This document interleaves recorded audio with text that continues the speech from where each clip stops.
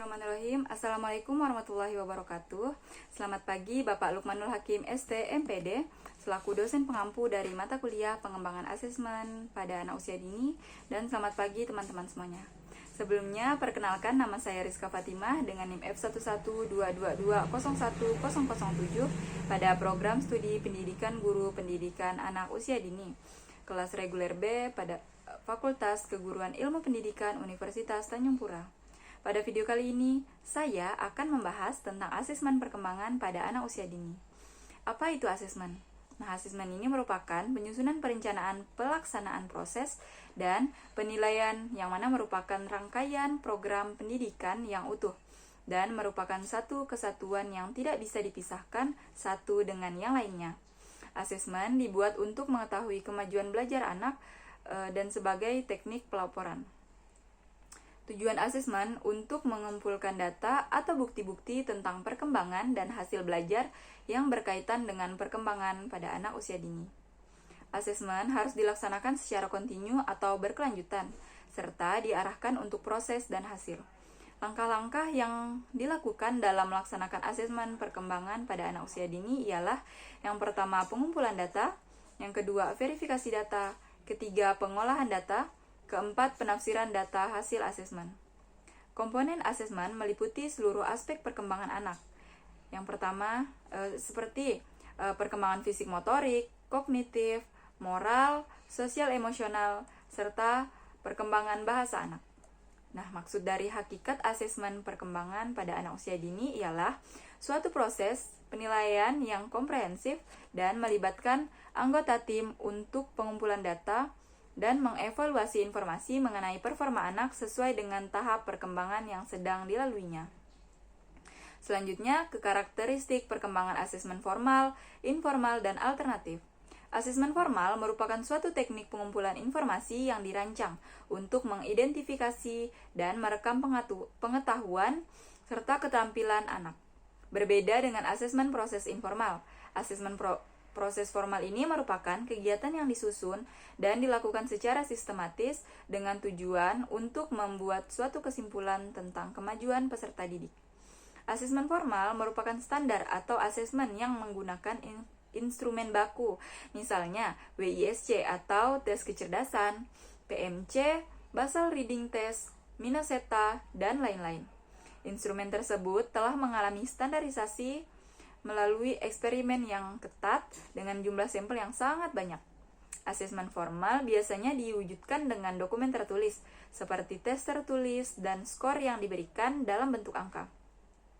Metode asesmen formal direncanakan lebih bagus dalam pengadministrasiannya. Akan tapi metode ini kurang pada spontanitasnya dan biasanya dilaksanakan pada akhir proses pembelajaran. Para siswa atau para anak-anak mungkin akan menyadari atau mengetahui tentang penggunaan metode asesmen formal ini. Contohnya seperti pada tes yang meliputi beberapa bab, ujian final, PR terstruktur, dan sebagainya. Karakteristik perkembangan pada asesmen formal: yang pertama, ada tujuan yang dinyatakan secara khusus. Yang kedua, harus memiliki prosedur yang ditetapkan untuk mengelola dan menilai tes. Yang ketiga, harus memiliki deskripsi tentang bagaimana menginterpretasikan tes. Yang keempat, harus memiliki populasi sampel di mana versi eksperimen dari tes yang dikembangkan, dan ini akan menjadi pertimbangan yang penting. Yang kelima, setiap batasan tes harus dinyatakan dalam manual tes. Sekali lagi, jika tes dikembangkan dengan menggunakan sampel yang didefinisikan secara sempit, tes tersebut akan valid untuk digunakan ke anak-anak yang cocok dengan karakteristik tersebut. Akan tetapi, mungkin akan memiliki keterbatasan jika digunakan ke beberapa anak yang bisa dibilang karakteristiknya kurang cocok atau anak yang berbeda dari karakteristik yang disebutkan atau diinginkan. Yang kedua, asesmen informal. Asesmen informal merupakan asesmen yang dibuat dan dikembangkan oleh guru berdasarkan aspek-aspek perkembangan atau kurikulum yang berkaitan dengan kemampuan belajar anak. Pada asesmen informal, metode yang dilaksanakan bisa dibilang lebih spontan atau kurang kentara dan kurang terlihat.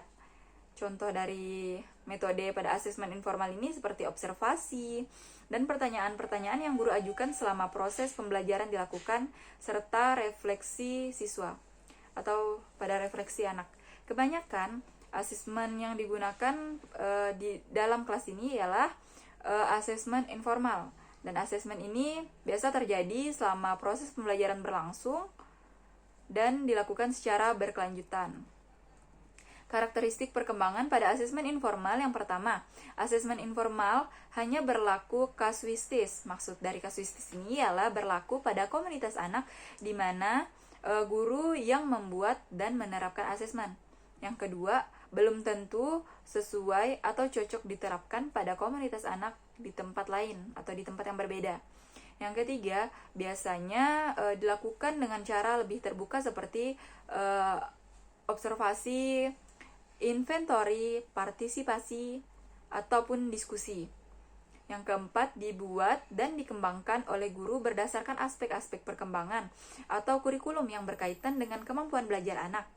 Dan yang kelima, asesmen informal ini dilakukan bukan untuk menentukan ranking anak. Yang ketiga, kita membahas tentang asesmen alternatif. Nah, asesmen alternatif ini diartikan sebagai pemanfaatan pendekatan non-tradisional untuk mengakses kinerja atau hasil belajar anak. Ada kalanya, asesmen alternatif juga dapat disebut dengan asesmen otentik atau asesmen kinerja. Asesmen alternatif dikembangkan dengan penggunaan yang objektif, tugas asesmen, kejelasan dari pernyataan kriteria, dan skor dari rubrik. Penilaian pada asesmen ini tidak hanya pada bagaimana anak belajar, namun bagaimana anak menyelesaikan suatu produk. Nah, karakteristik pada perkembangan asesmen alternatif yang pertama, mempertimbangkan kompleksitas dan pemecahan masalah. Yang kedua, menghubungkan asesmen secara eksplisit terhadap kurikulum. Yang ketiga, melibatkan anak, guru, dan yang lainnya dalam penilaian kinerja. Yang keempat, memenuhi syarat-syarat keadilan. Nah, selanjutnya kita akan membahas tentang laporan perkembangan pada anak. Nah, pelaporan perkembangan itu sendiri ialah kegiatan mengkomunikasikan hasil penilaian tentang tingkat pencapaian perkembangan anak, baik secara psikis maupun fisik, yang dilakukan secara berkala oleh guru atau pendidik tersebut. Apabila terdapat pertumbuhan dan perkembangan yang tidak biasa, guru atau pendidik dapat berkonsultasi ke ahli yang relevan. Selanjutnya, pelaporan perkembangan anak ini bertujuan untuk membantu guru merencanakan pembelajaran selanjutnya yang sesuai dengan perkembangan anak, memberikan informasi kepada orang tua tentang kemajuan anak, serta mendukung kelancaran program guru dan orang tua. Pada pelaksanaannya, pelaporan harus memperhatikan beberapa hal, seperti yang pertama, konsistensi dengan pelaksanaan asesmen perkembangan anak di sekolah. Yang kedua, memasukkan rincian hasil asesmen perkembangan anak berdasarkan kriteria yang telah ditentukan dan dikaitkan dengan berbagai strategi stimulasi yang bermanfaat bagi perkembangan anak. Yang ketiga, orang tua menjamin akan keakuratan informasi anak-anaknya dalam perkembangan. Yang keempat, mengandung berbagai cara dan strategi komunikasi. Yang kelima, memberikan informasi yang benar, jelas, dan akurat. Baiklah, sekian pembahasan tentang asesmen perkembangan pada anak usia dini. Saya Rizka Fatimah, pamit undur diri.